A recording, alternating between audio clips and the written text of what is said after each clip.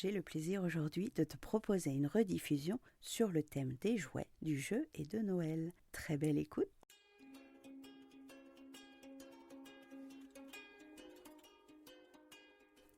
Bonjour, bienvenue sur Les Petits Plus Zen, le podcast pour faciliter et savourer sa vie en famille. Je m'appelle Séverine, je suis facilitatrice en parentalité après avoir été 22 ans professeure des écoles en maternelle REP+. Chaque semaine, je te propose ici des pistes et des thèmes approfondis sur la petite enfance, l'éducation et la communication pour que tu retrouves le plaisir des relations familiales sereines et épanouies. Une de mes missions est de t'aider à mieux comprendre et apaiser les émotions de chacun pour installer un équilibre entre tes besoins personnels et ceux de ta famille et enfin retrouver du temps pour toi. Je te partagerai aussi mon expérience en classe de maternelle, des découvertes apprises en formation et des outils inédits et actionnables facilement que j'ai créés au fil du temps à l'école et à la maison.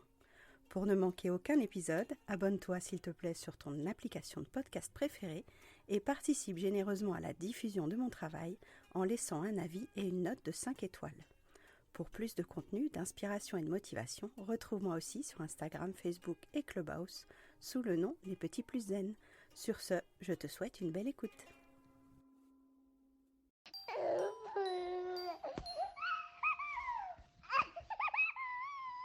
Bonjour.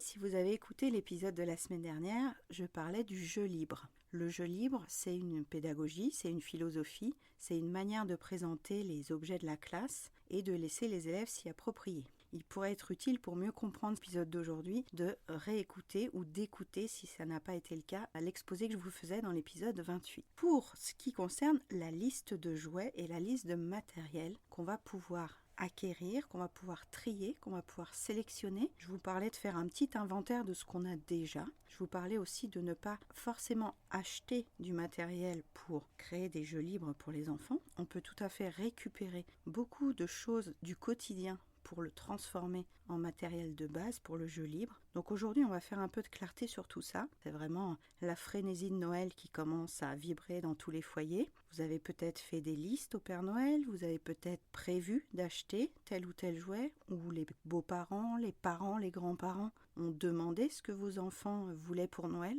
Et donc cette manière de sélectionner les jouets qui seraient entre guillemets les meilleurs, qui seraient les plus pertinents pour nos enfants, de la même manière que nous, dans un catalogue à l'école, on nous demandait de commander des objets pour compléter un peu le budget de classe, de quelle manière on peut sélectionner ces objets, ces jouets, qui soient le plus pertinents possible dans notre pratique, dans notre philosophie de vie, d'enseignement, familial aussi bien entendu. Quelle va être notre manière de sélectionner et d'acheter ces produits? Comment faire une liste qui soit efficace? Est-ce que le prix rentre en ligne de compte? Est-ce que la famille a son mot à dire dans le choix des cadeaux? Tous ces éléments-là vont peut-être brouiller l'argument initial qui est de quoi a besoin l'enfant pour vraiment grandir. Est-ce que vous pensez que l'enfant a besoin de ce jouet-là précisément? Celui qu'il a vu à la télé, celui qu'il a vu dans le catalogue, celui qu'il voit dans la vitrine du magasin, est-ce que l'enfant en a besoin réellement? Donc ça, c'est la première question éventuelle. Dans cette question, il y a la notion de qu'est-ce qui l'attire dans ce jouet, pourquoi votre enfant a envie de ce jouet, qu'est-ce qu'il fait résonner en lui dans la publicité, quelle émotion lui procure la vue de ce jouet dans la vitrine, qu'est-ce qu'il pense devenir quand il aura ce jouet dans sa possession. Quelque part, il y a une espèce de projection de l'enfant qui se dit quand j'aurai cette Barbie à paillettes, quand j'aurai ce camion de pompier qui fait pimpon quand j'appuie sur le bouton, je serai mieux, je vivrai mieux, ma vie sera mieux, un espèce d'idéal qui serait atteint de manière un petit peu illusoire, de manière un petit peu utopique. Et on fait parfois aussi ce chemin-là, nous, en tant qu'adultes. Dans ce qu'on imagine pouvoir acheter, dans ce qu'on imagine pouvoir acquérir un jour, on pense parfois également que telle maison nous procurait du bonheur en soi, ou que telle voiture nous procurait du bonheur en soi. Mais quand on creuse un peu plus loin, finalement, le besoin qu'on a, c'est de se sentir bien avec cet objet, d'imaginer qu'on sera plus heureux quand on aura cet objet, quand on aura cette maison, quand on aura cette voiture, alors que la fonction initiale, c'est juste d'avoir un abri, d'avoir un véhicule pour se déplacer, pour aller peut-être au travail, pour aller en voyage. Donc la fonction de l'objet n'est pas tout à fait la même chose que la symbolique qu'on croit attribuer à l'objet. Donc je m'excuse si je suis partie déjà un petit peu loin. Donc revenons à du pragmatisme vraiment concret. J'ai des parents qui me disait à l'école, oui mais enfin voilà, lui il va dans la boutique de jouets, il veut acheter tout, il veut tout avoir, il pense que tout est bien et en fait il y a une espèce de boulimie, de frénésie, de désir de posséder. Et comme on en avait parlé un peu sur l'épisode des doudous, je vous invite à réfléchir sur qu'est-ce que ça comble, ce besoin de posséder, ce besoin d'avoir, ce besoin de contenir tous ces jouets, tous ces objets qu'on va accumuler en fait, qu'on va vraiment superposer les uns les autres ou remplir dans la chambre, dans les tiroirs, dans les bibliothèques et tout. Est-ce que d'avoir plus d'objets, plus de jouets, plus de livres, plus de déguisements va finalement combler le manque de temps, le manque d'affection, le manque de partage, le manque de soutien? Est-ce qu'il n'y a pas un moyen de se substituer à tout ça en croyant que d'acheter ce jouet va résoudre notre problème interne et notre besoin qui demande à être écouté, à notre rayure qui clignote, si je reprends mon exemple d'outil. Sur notre arc-en-ciel de besoins, on a peut-être la rayure d'autonomie qui clignote. On veut se sentir vraiment indépendant, on veut quelque chose qu'on puisse explorer, on veut quelque chose qui va nourrir notre compréhension, qui nous fasse découvrir des choses. Et dans ce cas-là, peut-être qu'un télescope, peut-être qu'un jeu spécifique va pouvoir nourrir ce besoin-là réellement. Et non pas parce qu'il aura été vu 42 fois par la publicité, par la répétition ou en passant devant.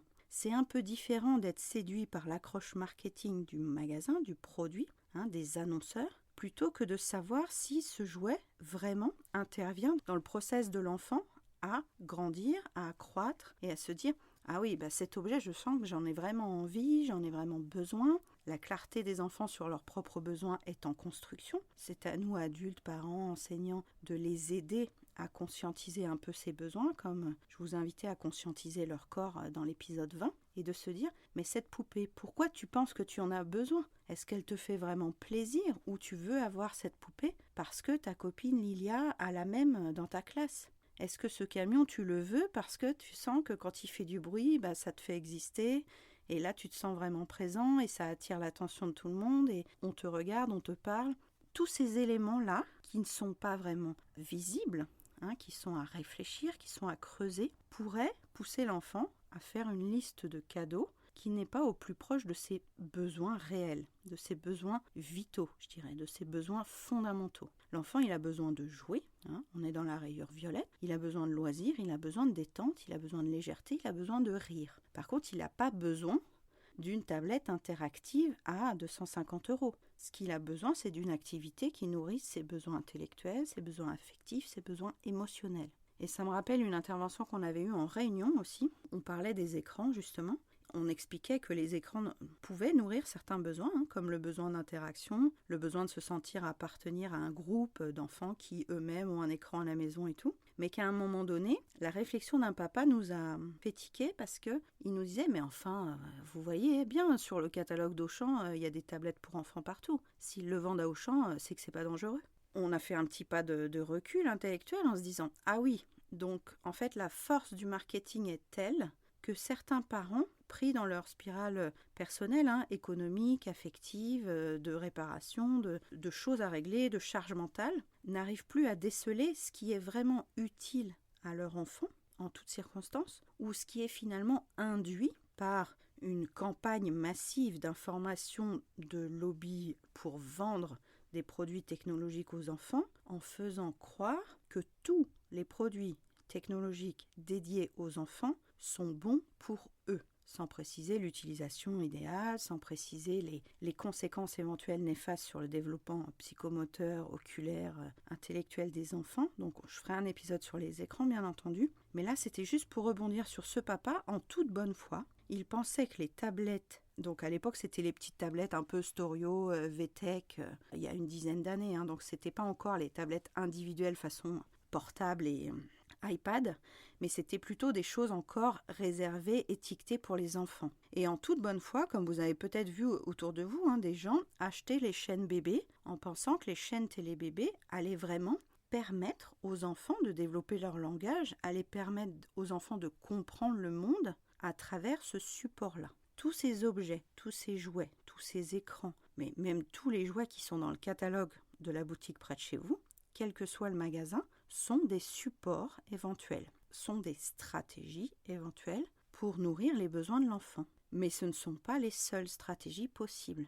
Si vous mettez à un enfant un grand bac avec des marrons, vous mettez une centaine de marrons, vous mettez des grosses cuillères, des pots, des bols en plastique, vous mettez une petite passoire, vous mettez une vieille casserole, l'enfant va se sentir le roi du monde en ayant juste un bac avec des marrons.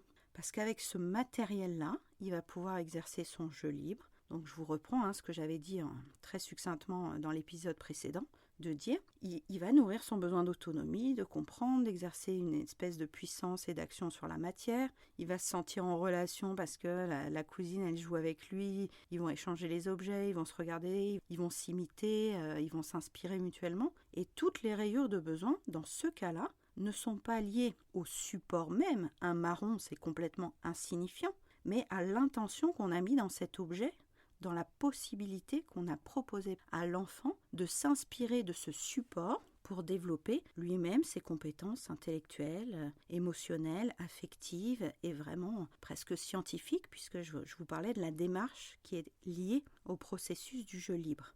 Bien entendu, je ne vais pas faire l'oiseau de mauvais augure en disant vous n'allez pas devoir acheter de choses qui sont sur le catalogue. On sait que les grands-parents, c'est bien plus rassurant pour eux, donc ça nourrit leur propre besoin de contribuer, de faire plaisir, de montrer leur amour en achetant le jouet du catalogue que l'enfant a découpé avec amour et a collé sur sa lettre au Père Noël.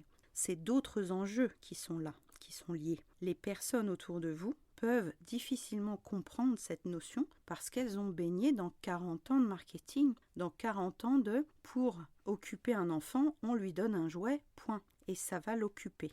Donc moi, je vous invite à une autre forme de réflexion qui est le matériel importe peu. Par contre, ce qu'on projette sur ce matériel est plus important si on laisse dans ce matériel un champ d'action possible à l'enfant.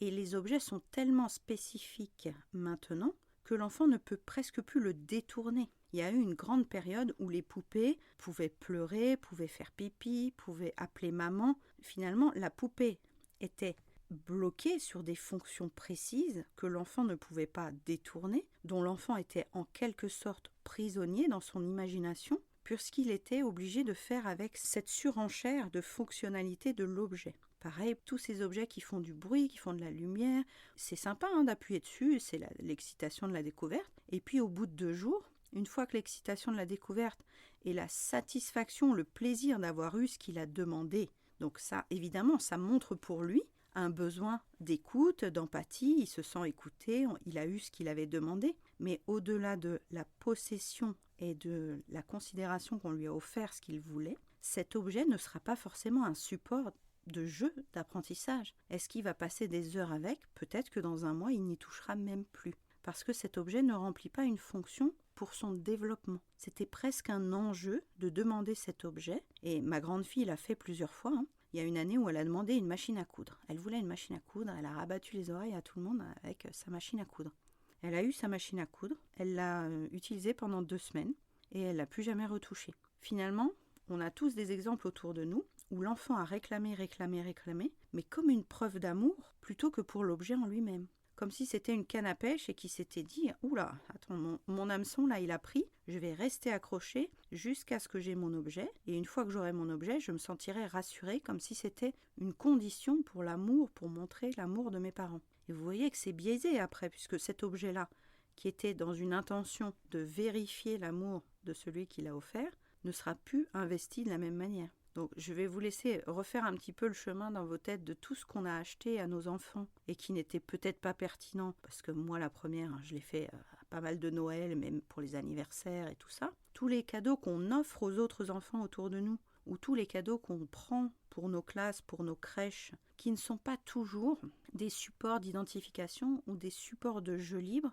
dont les enfants vont pouvoir vraiment se servir pour leur propre apprentissage. On est dans une différence entre consommer des produits, du matériel, ou vivre des moments de partage et laisser vivre les enfants dans des moments de partage précis. Si je veux faire un gros raccourci, on n'est plus dans le avoir cet objet-là, mais on est dans être en train de partager un bon moment.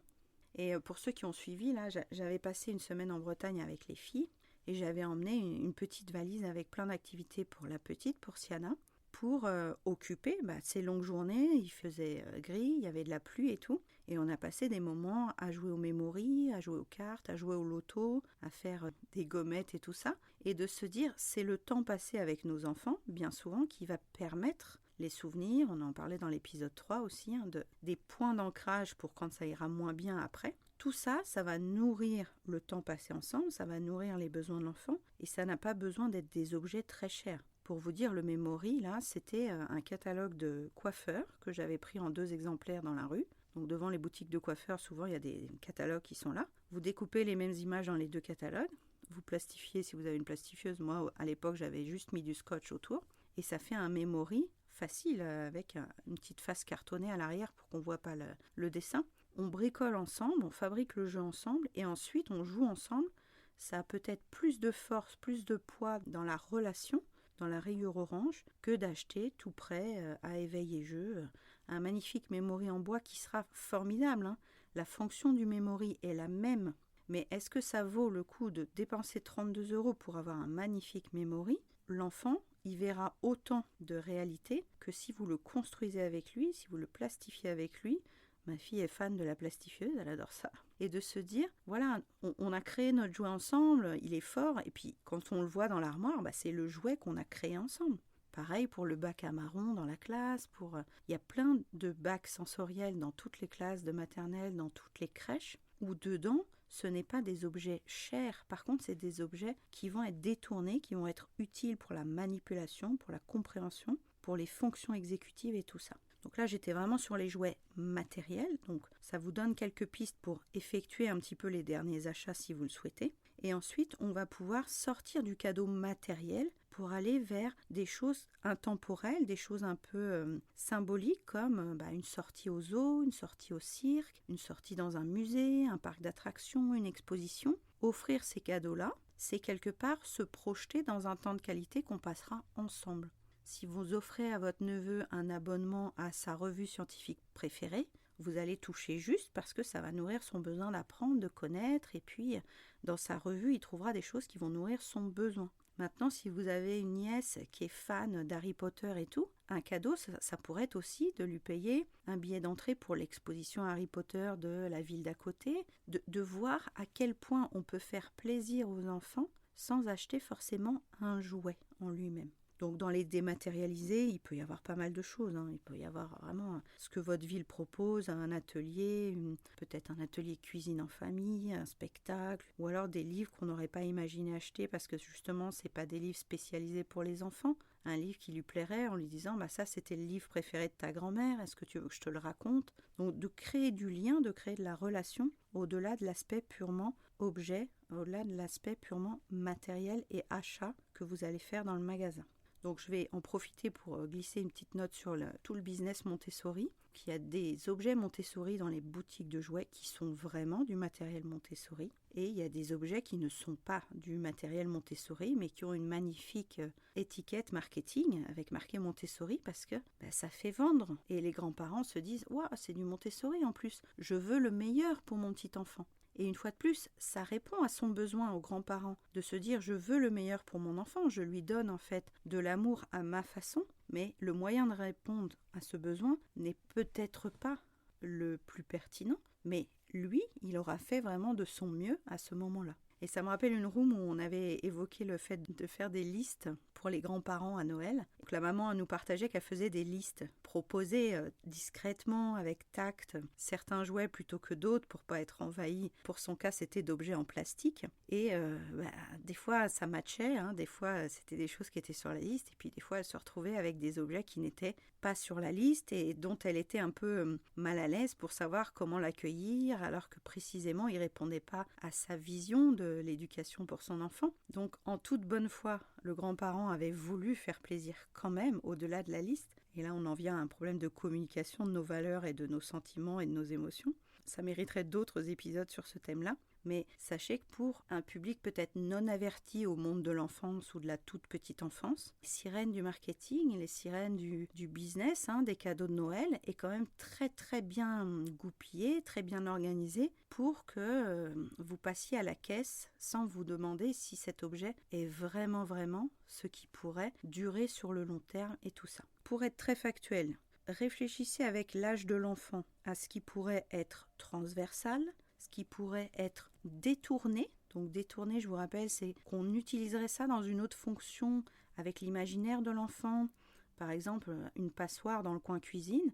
Il y a des enfants qui pouvaient la transformer en jeu avec des doudous, en chapeau, en déguisement. Un objet qui puisse être transformé parce qu'il est assez neutre. Il n'est pas hyper compliqué, hyper spécialisé, donc il peut être détourné. Évitons, dans la mesure du possible, les écrans, les lumières, les choses à pile, les musiques qui sont répétitives, aussi bien pour les oreilles des enfants, mais je pense à nous en tant que parents.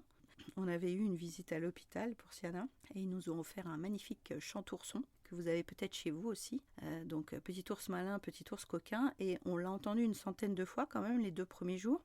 Et notre enfant mérite peut-être mieux que ça en fait, mérite mieux que cette répétition un peu débilisante à la fin. Que oui, c'est intéressant d'entendre les chansons, mais pas H24, pas non-stop, et qu'il y a d'autres supports de chansons qu'une seule phrase dans un jouet électronique. Donc je ne veux pas diaboliser les jouets électroniques, on en a tous, j'en ai aussi dans ma maison, mais dans la mesure du possible, pour un choix éclairé, que ce soit cet été pour le prochain anniversaire, que ce soit pour Noël, que ce soit pour la prochaine fois, on peut éventuellement réfléchir à une sélection différente pour nos petits-enfants, pour nos moyens-enfants, pour nos ados aussi, parce que là, c'est en train d'évoluer pour ma grande.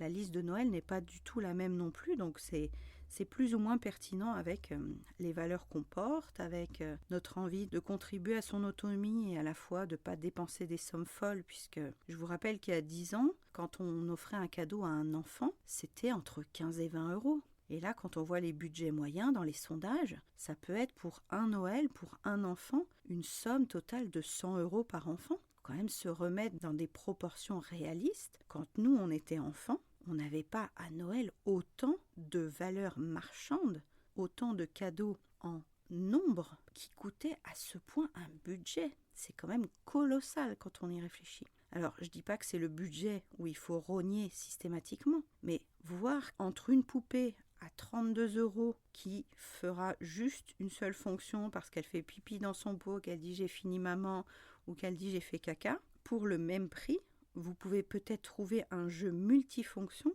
dont l'enfant va se servir plus longtemps, comme un jeu de construction, des Lego, des Duplo, qui va pouvoir réutiliser à l'infini pour le même prix, plutôt qu'une poupée qui va être délaissée parce qu'elle est agaçante à dire la même phrase tout le temps. Entre 2 produits, même à budget égal ou pas budget égal, demandez-vous quel est celui qui pourra permettre du jeu libre, quel est celui qui pourra durer le plus dans le temps, est-ce qu'éventuellement il pourra être détourné, est-ce qu'il pourrait intéresser le frère, la sœur, puisque vous avez peut-être des écarts d'âge qui sont importants. Est-ce qu'ils vont pouvoir y jouer ensemble? Est-ce que moi, ça m'intéresse de jouer à ce jeu aussi avec mon enfant? Parce que si vous achetez un jeu que vous n'avez pas du tout envie de voir, ça peut créer une petite distance avec votre enfant aussi. Donc choisissez plutôt un jeu auquel vous aurez envie de participer si un jour il vient vers vous en disant « Tu joues avec moi à tel jeu ?»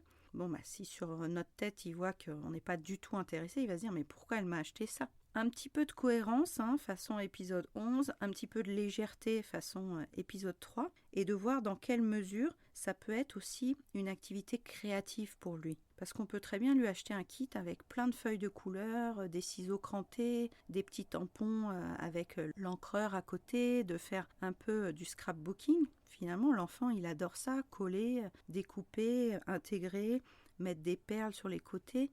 Tout ça, c'est des jeux qui vont pouvoir être réutilisés avec l'âge de l'enfant. À 5 ans, il pourra s'en emparer, et puis à 8 ans, il fera les cartes d'anniversaire tout seul pour inviter ses copains. Donc le matériel créatif, c'est une possibilité. Il y a aussi toute la zone du matériel sportif, décupler son besoin de mouvement, son besoin d'explorer un peu ses limites physiques, de se dépasser. Est-ce que des petites échasses, une poutre à la maison? Il y a eu, pendant le confinement, apparemment, il y a eu beaucoup de ventes de parcours sportifs pour occuper les enfants. Et ça, c'est du matériel qui est réutilisable pour les cousins, pour les frères, pour faire un petit parcours dans le jardin, façon koh et tout. Du matériel réutilisable, du matériel transformable, du matériel qui dans la durée aura un sens et qui pourra peut-être nourrir même d'autres besoins, parce que ce matériel on l'utilisera à d'autres occasions. Du matériel aussi où les objets font une utilité dans sa chambre par exemple. Est-ce qu'il aura besoin d'un bureau? Un bureau, ça peut être un beau cadeau de Noël parce qu'on lui fait confiance en se disant tu es en train de grandir, tu as besoin d'un espace pour mieux travailler. Est-ce que ça te ferait plaisir d'avoir un beau bureau? De ne pas hésiter à lui demander aussi quel est son besoin principal. Est-ce qu'il a besoin de calme? Dans quel cas on peut peut-être lui proposer un petit coin coussin avec une petite banquette. Est-ce qu'il a besoin d'aller plus souvent au tennis? Dans ce cas-là, on pourrait lui voir avec un abonnement, une semaine sur 2. Donc de partir de ce que vous observez chez votre enfant, d'observer notre enfant, notre élève interagir dans la maison avec ses amis, avec ses frères et sœurs, avec ses copains, et de voir qu'est-ce qui pourrait nourrir encore plus ses rayures de besoin, qu'est-ce qui pourrait l'aider à se construire, qu'est-ce qui pourrait l'aider aussi au niveau sensoriel, de petites balles sensorielles, des balles à masser, des balles à faire rouler. Il y a aussi du matériel par exemple pour jardiner. Lui offrir un petit kit de jardinage si vous avez un jardin. Ça peut être une activité que vous faites ensemble, donc un tequil que vous partagez. Vous vous occupez des rosiers, du lierre. Lui, il arrose les petites plantes sur le côté. Après, vous ratissez les feuilles mortes ensemble. Donc l'idée, c'est de partager du matériel qui sera utile dans la relation, qui sera utile pour sa croissance, du matériel dont il pourra se servir tout seul, parce qu'on voit beaucoup de jouets où finalement il y a besoin de la présence d'un adulte. Donc quand vous offrez un coffret de petits chimistes à votre enfant, en passant à la caisse, il y a quand même bien la notice de ne doit pas être fait tout seul. Donc vous vous engagez quand vous achetez ce genre d'objet ou quand vous offrez ce genre d'objet à votre nièce, de dire, oui, mais si je lui offre ça, ça veut dire que je bloque des heures aux parents qui sera obligé d'être à côté pour que l'enfant soit content. L'enfant, quand il déballe son cadeau à Noël, il veut l'utiliser tout de suite. Et donc, ça bloque la nécessité qu'il y ait un adulte à côté de lui. Il y a pas mal de réflexions autour de l'achat des cadeaux, autour de l'achat des jouets. Je vous invite à prendre ça vraiment au fil du temps, pas de tout mettre en place forcément cette année-là, mais peut-être pour le prochain anniversaire, pour la prochaine commande de jouets dans votre classe. Est-ce que ce jeu est finalement très pertinent? Est-ce que j'en ai pas un qui ressemble déjà? Est-ce que le fait de garder tous les rouleaux de sopalin et de papier toilette, ça pourrait peut-être remplacer ce jeu qui est à 42 € sur le catalogue Nathan? On peut remplacer du matériel avec du matériel de récupération, de recyclage. C'est aussi un des défauts des maîtresses de maternelle de dire toujours je garde au cas où. Pendant un an, j'ai gardé les barquettes des épinards surgelés, qui étaient très pratiques pour mettre des petites étiquettes.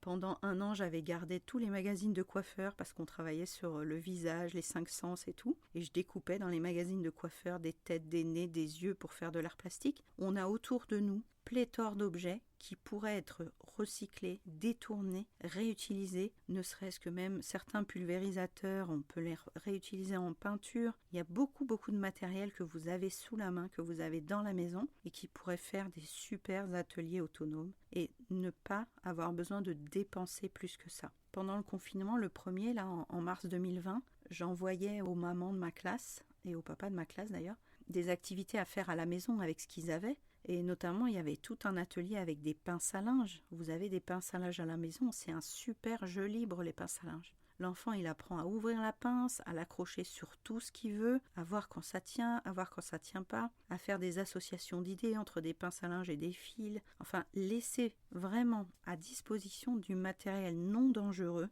dont l'enfant va pouvoir s'approprier sans avoir besoin d'acheter le qui brille ou la version dont on vous rabat les oreilles à la télé. Je vous invite vraiment à aller à l'essentiel, à ce qui nourrit les besoins de votre enfant. Votre enfant, il a envie de sentir votre confiance, il a envie de sentir que vous allez partager un moment et non pas un jouet cher. Et votre enfant, il a besoin d'autonomie. Il a besoin de se détendre, mais il a besoin d'explorer des nouvelles choses, des nouvelles sensations. Et tout ça, vous pouvez lui offrir par votre temps de présence ou par un support qui soit assez diversifié et assez transversal. Voilà, je pense que j'ai donné vraiment beaucoup d'informations plus ou moins accessibles. N'hésitez pas à me relancer sur Instagram, notamment si une notion n'est pas très claire, parce que je m'embarque des fois dans du jargon de pédagogue et d'enseignante. Donc n'hésitez pas à m'interpeller si j'ai été un petit peu obscure sur une notion. Ne soyons pas complètement dépendants de la zone marketing autour des jouets, autour de Noël, autour des croyances aussi, de penser qu'il faut tel jouet pour qu'un enfant soit heureux ou qu'il faut un écran pour que l'enfant soit heureux. En vrai, non.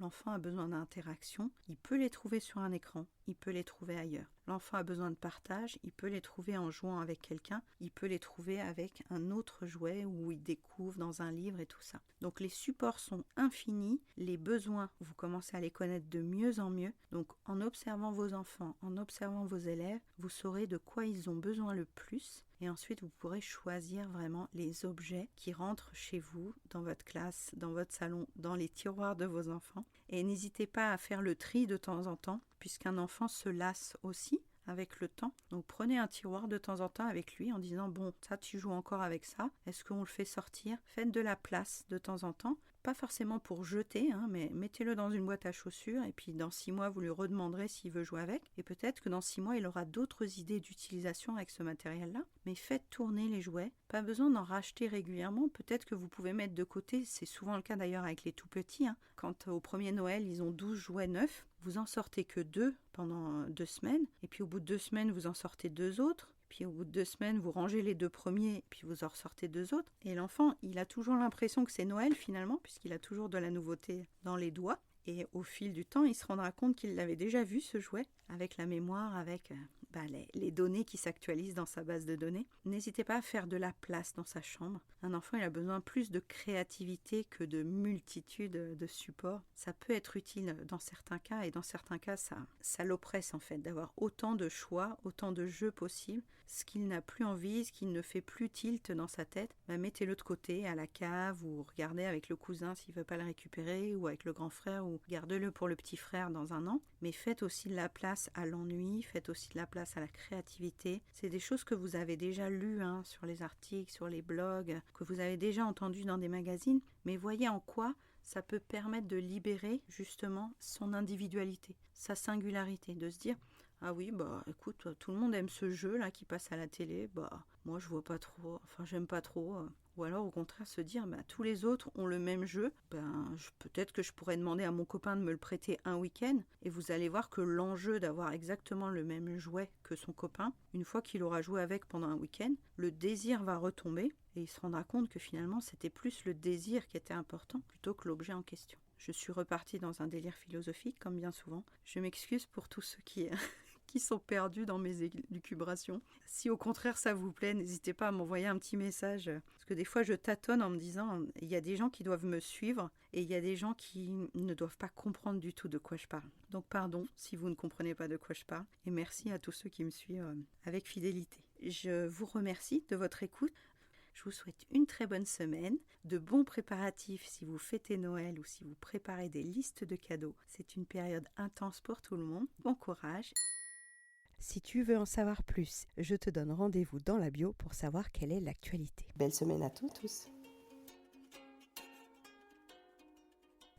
Merci d'avoir écouté cet épisode. Tu peux retrouver les thèmes et les épisodes précédents aussi sur lppzen.com/lepodcast. Pour soutenir mon travail, je t'invite à noter, commenter et partager le podcast, notamment sur ton application préférée, comme Apple Podcast par exemple. Ton soutien est important pour moi pour permettre à d'autres parents de retrouver la sérénité en famille. On se retrouve pour un prochain épisode très bientôt et en attendant, prends bien soin de ta cheminée des émotions et de ton arc-en-ciel des besoins. À très vite.